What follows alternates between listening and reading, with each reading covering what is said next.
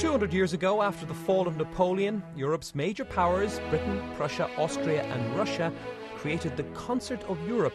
It wasn't designed to play music, but rather keep the continent out of war, and it succeeded for a few decades. Now, as Greece threatens to economically sink Europe, perhaps the world needs another Concert of Europe. Because right now, few of the actors in this Greek piece are playing either in tune or in time. So who are the key players in this fictional orchestra? The troika of the IMF, EU and European Central Bank are the wind instruments. They've already stumped up 110 billion euros for Greece and have earmarked a further 130 billion in loans. The brass section is made up of global banks who loaned Greece money in the good days before they learned the meaning of the word prudence. And plucking the strings are the Greeks themselves. They are wielding the most powerful instrument, the threat of outright and messy default. The combination makes the mood music not great. And the worst case scenario is that Greece will not be able to meet its next bond payment on the 20th of March, effectively an uncontrolled bankruptcy of the country. That would have severe repercussions for the Greek economy. The Greek banking system might collapse. And then the worst case scenario for the Eurozone as a whole is that in countries such as Portugal and Italy, citizens may see the Greek situation as something like a precedent, and then you may have bank runs and the financial collapse in those countries. In order for Greece to survive as a functioning economy and possibly even as a democracy, it needs to write off at least a quarter of its 360 billion euro debt mountain and get a second, even larger bailout from its European partners. And those partners have been urging the Greeks to set aside their political differences and do that deal. Watch out for EU grandee Jacques Delors on the left.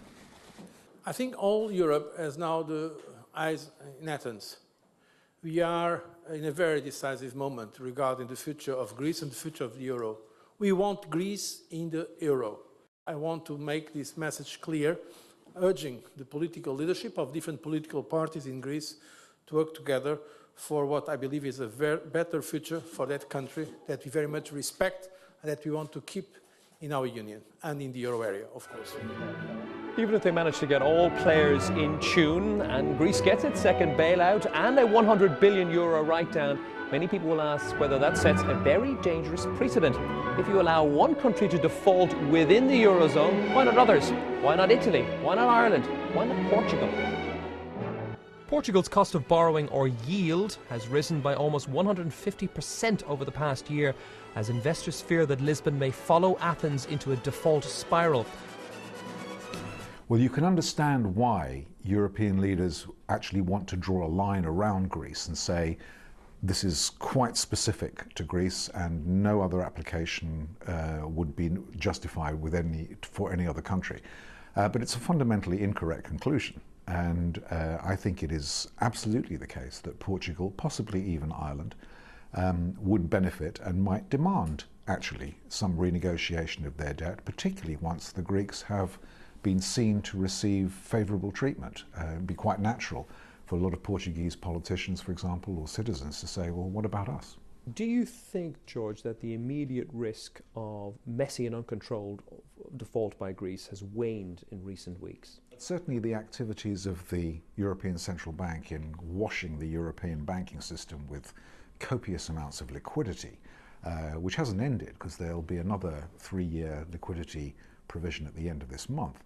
I think that certainly helped, and I think probably the banks are in a relatively better position to withstand losses arising from a default than they were, say, 6 months ago.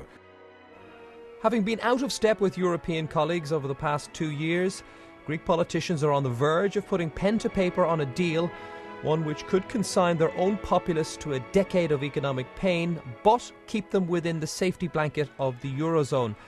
Negotiating that deal, like writing elaborate pieces of music, has taken time, talent and effort. But what matters most when it comes to performing that piece will be how it goes down with audiences in the long term.